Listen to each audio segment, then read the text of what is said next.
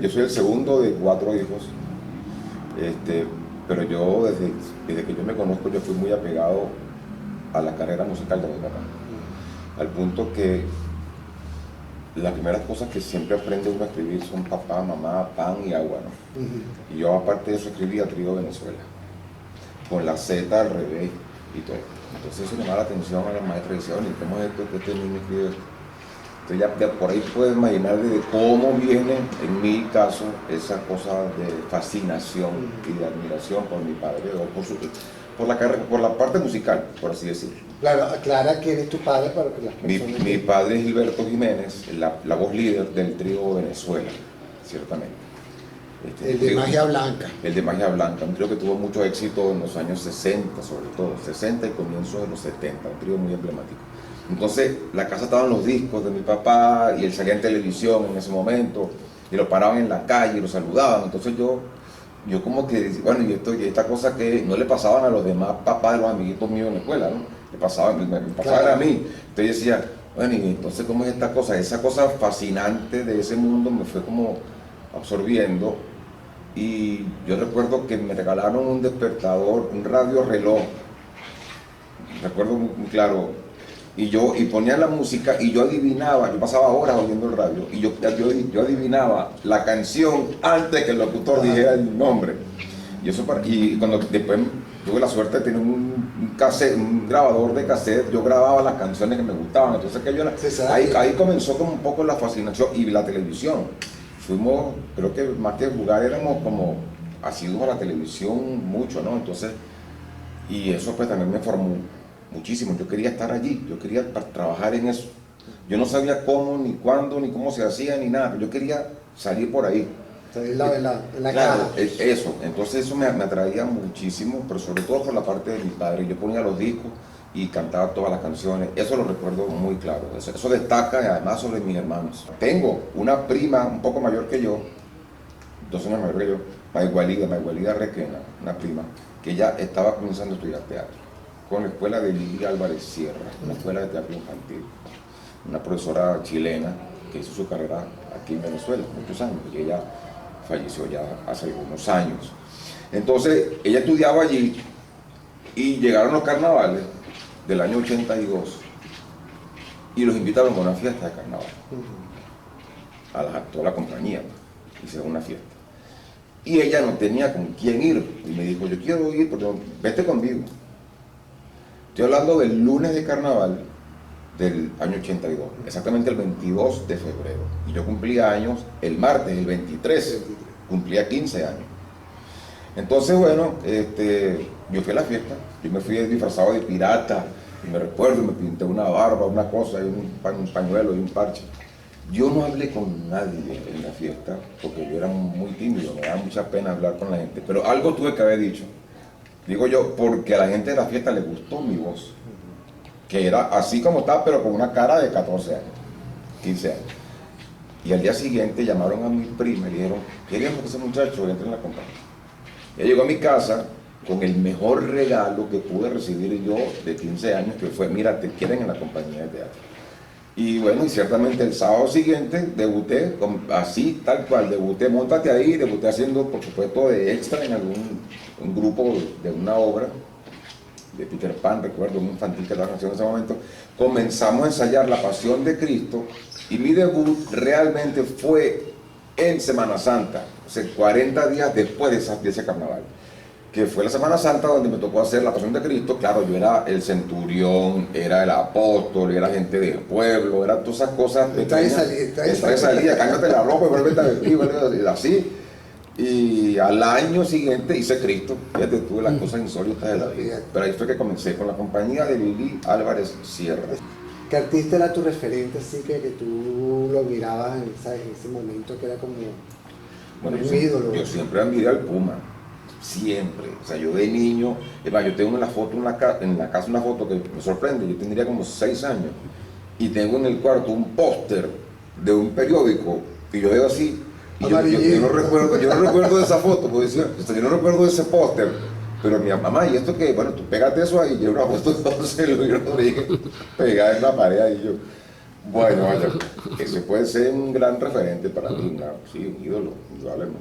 ¿Pero como actor o como cantante? Como todo, porque yo decía, bueno, este tipo canta muy bien, decía yo, y entonces pues la gente decía, no, pues él no sabe actuar, y yo veía las novelas, oye, pues si me gusta como actúa, entonces a fin de cuentas lo veía bien como actor y como cantante. Comencé ciertamente, estando con Lili, a hacer obras con ellos. Hice una obra con José Simón en el grupo Teja, Ángeles y Arcángeles, y hice una obra con Carlos Jiménez y Pango, la número 49, recuerdo el rajatabla, en el año 89 fue eso, ya con Carlos Jiménez. Y así hice como una obra con cada director, una con Franklin Tovar, una con Gilberto Pinto, así fui como haciendo un poco eso. Y Rueda de Fuego es una pieza de Hugo Ulibe que hicimos justamente, eso lo dirigió Federico Pacanins. Eso lo hicimos pero muy breve, porque fue como una temporada muy cortica que hicimos Gustavo Ruiz, que era el otro actor, y yo, Rueda de Fuego, una pieza muy importante de Hugo Ulibe. En el año 85 yo participé en la primera novela zuliana. No se había hecho nunca una novela en el estado Zulia, y por ese tiempo se armó NS Televisión, Niños Cantores Televisión.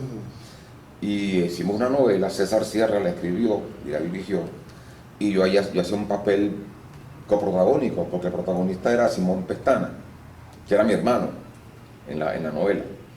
Entonces hicimos la novela y el cura mandó a cortar la novela. El cura dirigía el canal, el padre Ocando Llamarte. Mandó a parar la novela porque eso hablaba de drogadicción y había un caso de homosexualismo, entonces era muy escandaloso eso en una novela en los años 80, que era eso, y quitaron la novela.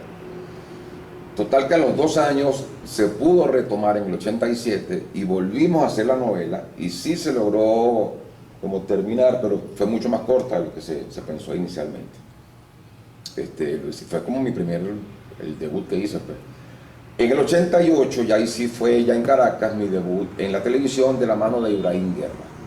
Yo estaba haciendo con Ibrahim, de esos casos que estaba hablando con directores que me ponga aquí en una obra, estaba haciendo Romeo y Julieta. Yo era Romeo, Julieta era Yalitza Hernández, que es la Chabelita de La Fiera, ¿no? Hacíamos Romeo y Julieta, y eso lo ensayábamos en el Teatro Los Ruices. Estaba en temporada El Último Amante, que es una pieza con Giancarlo Simancas y Mimí. Y era el protagonista de la novela que venía, dirigida por Ibrahim. Ibrahim me vio en la obra y me dice, chico, yo quiero que tú participes en un casting para hacer un papel aquí en esta novela. Yo hice el casting, y el casting era de un alumno músico. Y como yo tocaba piano, dije, bueno, este es el tipo, este es el actor que va a hacer la cosa. Entonces me eligieron y quedé. Hice mi primera novela, que fue Intermezzo. Esa novela la produjo Jorge Félix y la transmitió del Canal 8 en el año 88. En el 89 hicimos una novela también dirigida por Ibrahim llamada La Sombra de Piera para Venevisión en el año 89. Y luego hice 2 cosas más con Jorge, 3 cosas más.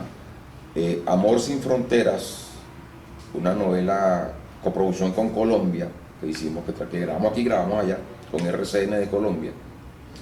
Una que se llamó Blue Jeans, que salió aquí por el Canal 8, y una última cosa que hicimos que fue Casos y Cosas de Vecinos, que fue como una cuarta versión de lo que era Casos y Cosas de Casa de Jorge, del mismo Jorge, con América Alonso.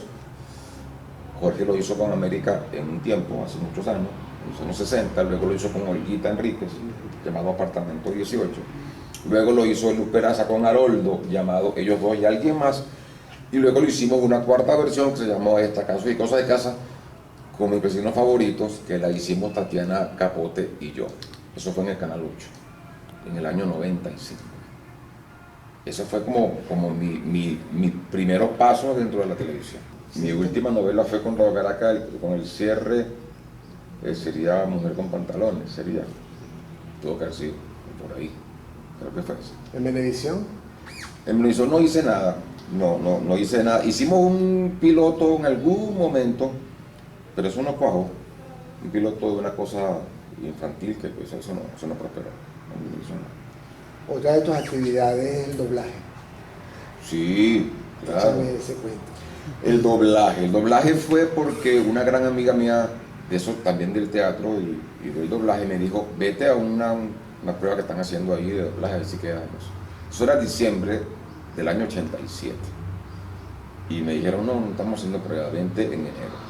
Y fui el 2 de enero. Y ese día 2 de enero me hicieron la prueba y quedé. Comencé a trabajar en el 88 el doblaje.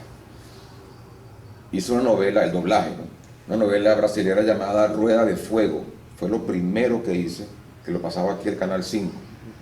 Y luego hicimos ahí mismito Roque Santeiro, el doblaje de Roque Santeiro. Y de allí, Chica da Silva. eso vino después. De ahí me asignaron un actor como exclusivo que era José Mayer, un actor brasilero. Yo lo he hecho como en 14 novelas, más o menos. Si ustedes buscan por ahí José Mayer, lo van a encontrar, ¿saben qué? Y me tocó la suerte de hacerlo en La Gata Comió, Tieta, Vereda Tropical, Agosto, Mi Bien, Mi Mal, muchas novelas que me tocó hacer ese actor. Y bueno, estoy hablándote del año 88 hasta ahorita, todavía sigo haciendo doblaje, o sea, llevan más de 30 años haciendo doblaje. Esa técnica del doblaje, cuéntanos más o menos cómo es ese mundo de, porque la actuación uno sabe que es cámara, acción, pero para que los muchachos Sí. sepan cómo es ese mundo del Bueno, doblaje. no es tan sencillo. Aparte que hiciste también series animadas, películas animadas, el de Sí, Batman, sí. un personaje principal que es de Príncipe Phil. Sí, también. Entonces son cómics que hemos hecho, la serie de Animaniacs, la serie de los Tiny Toons, todo eso lo hemos doblado allí. Películas, Películas. tengo todas. aquí Papillón, Duna, Sí. Los dioses de estar locos. Exactamente, todo eso se dobló allí. Habría que decir que, por ejemplo, esa industria, esa empresa, por así decirlo, etcétera, que fue la pionera del doblaje aquí, viene de cuando el tiempo de Carlos Andrés Pérez, el primer gobierno. Porque Carlos Andrés, eso muy brevemente lo digo, tuvo dos grandes aliados, uno a nivel de video, de imagen, y uno a nivel de música, que fueron Chelique Saravia y Mario Robles. Chelique por la parte musical hizo toda la parte de los jingles, y parte del pago de Chelique fue armarle un estudio de grabación que todavía existe, Joensa. En parte de Mario Robles fue armarle estudios, etcétera, o video voces que todavía también existen. Entonces él fue como el pionero de hacer el doblaje en Venezuela. El doblaje suena sencillo, ¿Cómo pero es cuando va a hacer por lo menos el doblaje de una novela? es muy complejo al comienzo porque uno está oyendo por audífonos el idioma original, o sea, en este caso el portugués, lo oyes por aquí el actor, ves un monitor que lo ves a él y lo estás oyendo aquí, pero tú tienes un micrófono y un libreto donde tienes que ir leyendo en español lo que él está diciendo en portugués, y después que lo oíste y haces algunas marcas, aquí respiró, aquí se paró, aquí esto lo dijo ligadito, vienes y le pones tu voz sincronizado con lo que estás oyendo de él. Mucha gente dice, oye, pero hay que verle la boca. Si le pones a ver la boca no vas a ver el libreto. Entonces, ¿cómo vas a leer si estás pendiente de la boca? Tienes que guiarte para nivel auditivo. Tú sientes cuando el actor arranca, casi que respira, y te pegas a hablar cuando el tipo arranca a hablar, y tú te pegas a hablar con él, y vas oyéndolo mientras tú vas hablando, y él hizo su pausa, que ya tú sabes, hizo tu pausa, y tú te pasas tu pausa, y sigue adelante, claro, a veces que te equivocas, y eso es obvio, mira, o tienes un furcio, se te enredó la lengua, o lo dijiste mal, o lo dijiste antes que él, o quedaste corto, o quedaste más largo. Todo eso, las entonaciones, todo eso puede pasar, de vida. claro, y después que lo dices así tienes que darle la entonación adecuada de la escena, no puede ser drama, neutral, sí, claro, tiene que ser, si es pregunta, en tono de pregunta, si es afirmativo, en tono de afirmación, o sea, tal cual como lo diga el actor original. Entonces son muchos elementos, hay que leer. Tiene algo como de radionovela. Sí, también, pero con una dicción impecable además, porque en la radionovela tú puedes permitirte, si es un campesino, por ejemplo, hablar mal, pero aquí no puedes hacerlo, así sea un campesino, porque tienes que ser, y otra cosa que es la tapa de esto, tienes que ser neutral, es decir, en un castellano que no se sepa de qué parte de América es, ¿ok? Que si dicen ese tipo es mexicano, o es nicaragüense, o es argentino, o venezolano, no saben de dónde es porque es neutro, no tiene acento. Que uno cree que el caraqueño no tiene, y sí tiene acento. Uno llega a otro país afuera y te dice, oye, tú eres caraqueño. ¿Cómo lo sabes? Bueno, porque habla como un caraqueño. Así como uno se da cuenta cómo hablan los cubanos, y los puertorriqueños, y los argentinos, y los colombianos. Eso es, entonces, eso hay que cuidarlo mucho de que no tengas ese acento. Entonces, pues son esa cantidad de elementos. Hay que leer y ver, hay que oír, hay que decir, con la entonación adecuada y con la dicción impecable y sin acento. La primera vez que yo hice Reni fue hace como 8 años. Y eso no lo sabe casi nadie porque no tuvo mucha relevancia, es la verdad. Eso fue de la mano de Rosario Prieto, nuestra querida Rosario. Rosario hizo un monólogo basado en su vida, autobiográfico, llamado Viuda de Varios, porque ella era viuda de una cantidad de gente, ¿verdad? Entonces ella quería echar cuento de su vida. Eso lo dirigió Josué Gil, que es el actor que hace Doña Gumercinda, que dirigió eso. Y que se impacta. Sí, y hacían falta unas escenas con Reni. ¿Y por qué con Reni? Porque ella comenzó siendo chica Reni en Venezuela. Entonces, ella es dominicana de nacimiento. Entonces, hacía falta una escena con Reni y me dice ella, chico, hazme tú Reni porque tú eres Reni. Y yo, ¿cómo hace Reni? Y yo, claro, tú tienes la voz de Reni, hazme Reni.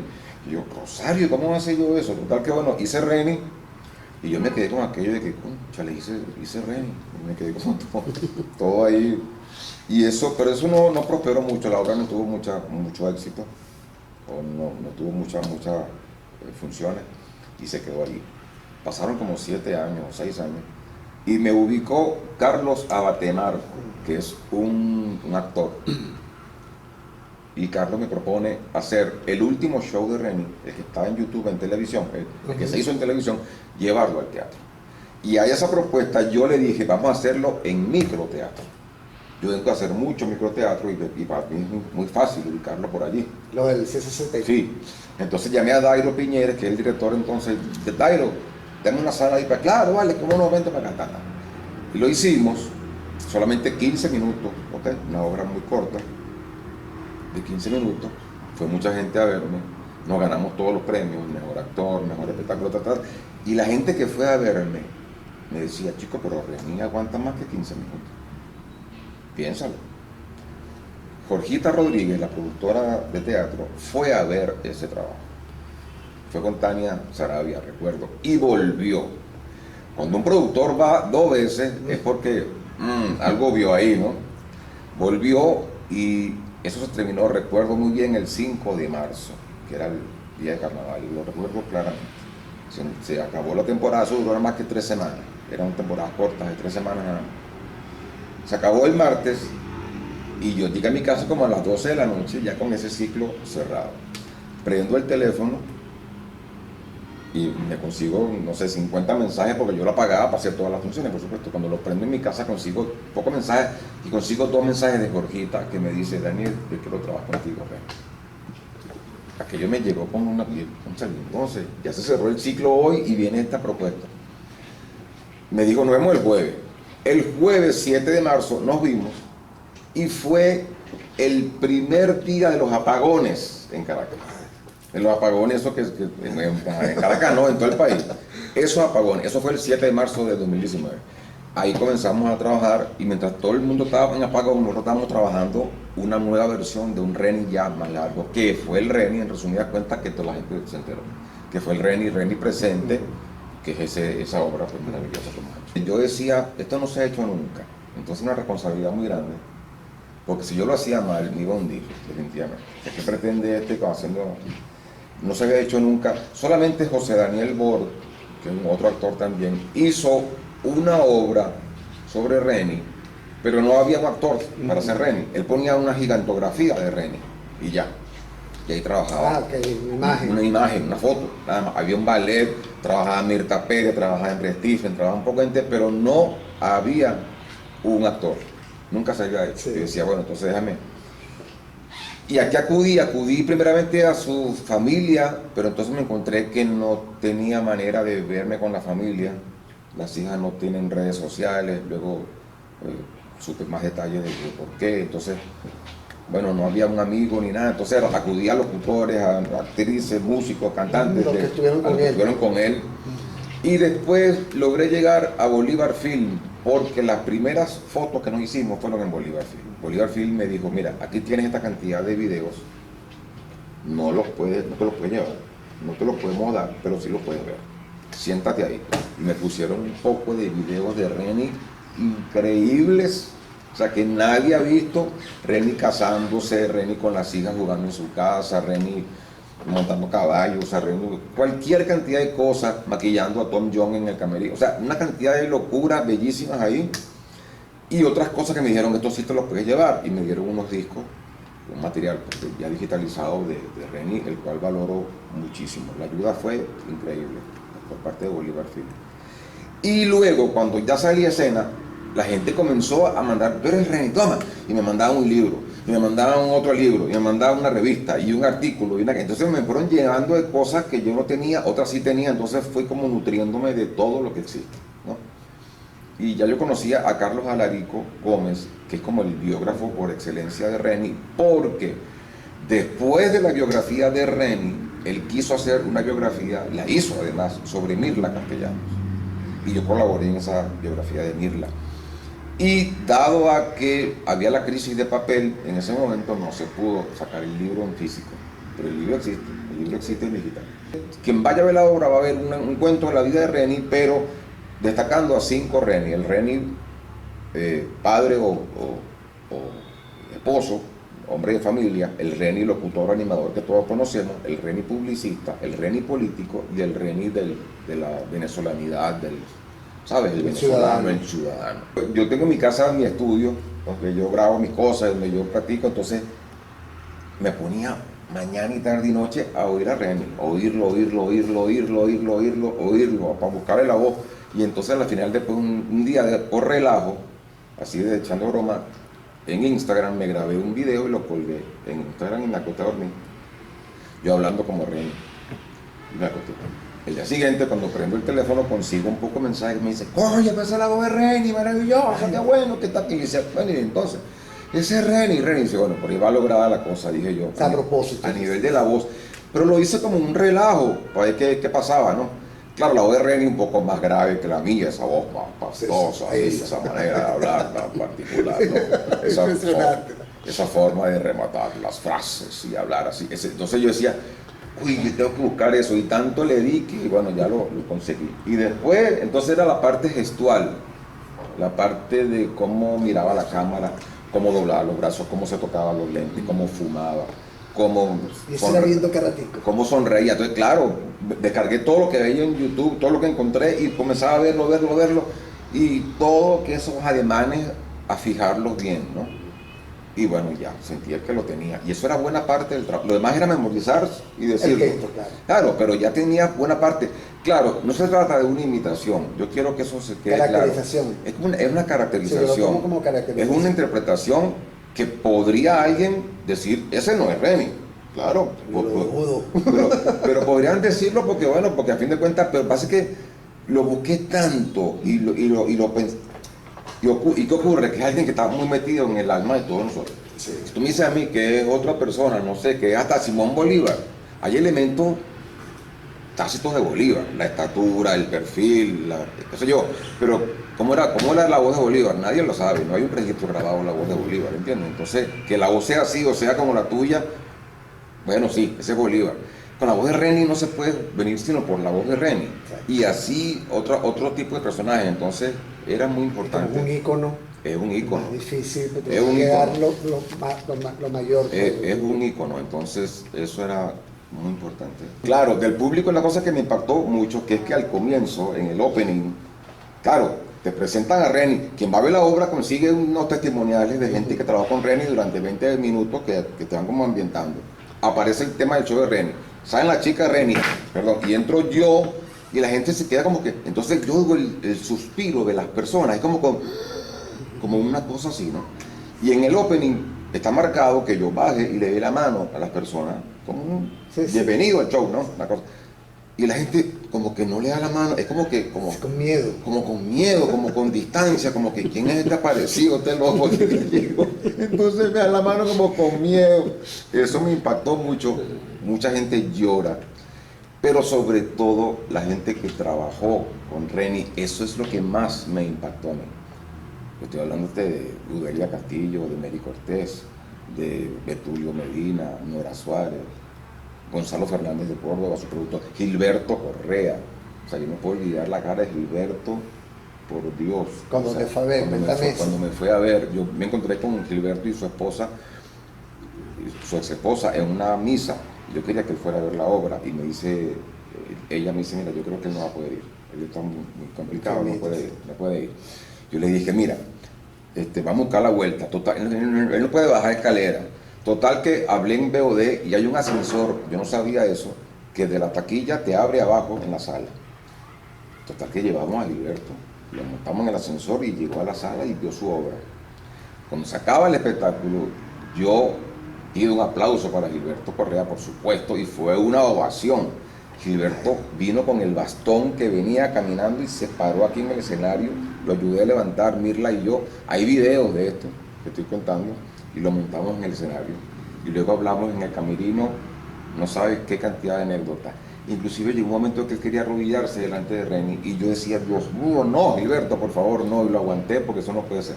Los ojos le brillaban, era una cosa muy emotiva para él, muy emocionante, muy emocionante. Gente que lo conoció, que fue a vernos, Judy Castillo, que trabajó con él al final de su tiempo, Gustavo Pierral, Rudy Márquez, o sea, tanta gente que me decía, yo vi ahí a Reni. Gonzalo Fernández, su productor, él vive en La Guaira, un señor ya muy mayor, tiene más de 90 años, y él decía, yo no voy a ver eso, yo no quiero saber qué están haciendo con Reni. Y yo, ay señor, y yo vivo muy lejos, mire, le vamos a pagar un taxi para llevarlo, buscarlo y llevarlo, la producción se lo va a pagar, la producción le busca un taxi para que usted vaya y vea la obra y lo volvemos en su casa. Total que el hombre llegó a la función y muy reacio a verlo, y salió maravillado, no sabes, impactado, y me decía, pero es que yo vi ahí a Reni, me decía. Yo vi a Reni. Entonces, bueno, fue muy hermoso. Enrique Lazo, tanta gente que trabajó con Reni, que ha ido a ver la obra, que le ha gustado mucho. Estudié música, primero en la Juan Manuel Olivares, que era una escuela donde estudié todo lo que era teoría y solfeo. Eso era ahí en la Alta Florida. Y me retiré porque yo decía, yo no quiero, ya este fastidio está contando las notas, yo quiero tocar y cantar, y salir a cantar, dejé de estudiar. No, pues tienes que tener paciencia, que tú tienes que, no, hombre, yo dejé eso y obviamente tener razón, porque eso es la cuna de todo esto. Claro. Y después de eso, pues, retomé los estudios de música en la José Lorenzo Llamosas, en la zona rental de la Plaza Venezuela, donde continué estudiando armonía y canto. Ahí. Pero después dejé también eso porque me dediqué más un poco como ¿cómo se llama? Cuando eres tú autodidacta, eres tú quien te enseñas a ti mismo. Yo creo que oír música es fundamental. Oír, pero oír entendiendo en qué consiste una quirpa, un joropo, una gaita, que forma un guaguancó, una plena, una bomba. ¿Por qué existe eso? ¿Qué elementos forman esto? ¿Y qué dice esto y qué no dice esto? ¿Me entiendes? ¿Qué hace diferencia de un danzón, de un cha-cha-cha? Porque ese tipo de cosas la oye con la música, oyendo música todo el tiempo. Primero que tuviste un debut como cantante. Mi debut como cantante era cantando con el grupo de mi papá, porque en algún momento él me decía, mira, yo no quiero cantar hoy, cantaba de noche. Ya los años 80 se dedicó a cantar de noche, el trío Venezuela, entonces me decía, chico, cántate por mí hoy. Entonces yo iba a cantar por él, me ponía su traje tal cual y me iba para acá a cantar por él. Y muchas veces era menor de edad. Entonces, ¿qué riesgo era yo de irme a cantar a un sitio nocturno con 17, 16 años? Pero lo hacía, y bueno, me daban mis reales, me daban mis pagos, y yo, bueno, me iba feliz para mi casa. Ahí fueron mis debuts, por así decirlo, con el mismo trío. Ahí, cantando de noche. Pero más allá de hacerle la segunda a Gilberto. Después sí canté, entonces, claro, comencé a cantar de noche. La música es muy generosa, en el sentido de que tú trabajas hoy y cobras hoy. La música. El teatro depende de que hagan la taquilla, somos muchos, dependiendo la obra. Si el elenco es muy grande, es menos dinero. Si es televisión, te pagan mejor, pero hay que esperar que venga el 15, el último. La música es inminente. Tú cantas hoy en un sitio nocturno, hoy, y cobras hoy, y te vas hoy, y ya. Entonces eso lo comencé a hacer también. Y trabajé 20 años de noche. 20 años cantando de noche, en restaurantes, en tasca, cervecería, bares, infinidad de sitios. Entonces alternaba. ¿Qué estilo de música? Música popular, música romántica y música bailable. Lo que estaba en la radio siempre, ¿no? Salsa, merengue y música romántica. Eso es lo que yo hacía, lo hice durante 20 años. Y fue muy bueno porque, bueno, ahí estaba el sustento diario también, ¿no? De alguna manera. Entonces alternaba el teatro o la televisión con la televisión con este trabajo en las noches de cantar. Yo en el año 2009, no, antes, Estelita del Llano hizo un monólogo, por cierto, aquí en la biblioteca lo hizo, que se llamaba Yo Soy la Lupe. Ella hacía la Lupe y yo vine a verla, de espectador, yo no tenía nada que ver con ese trabajo. Pero ahí la conocí. Oye, Estelita, qué buen trabajo, qué bonito, y me quedé con eso.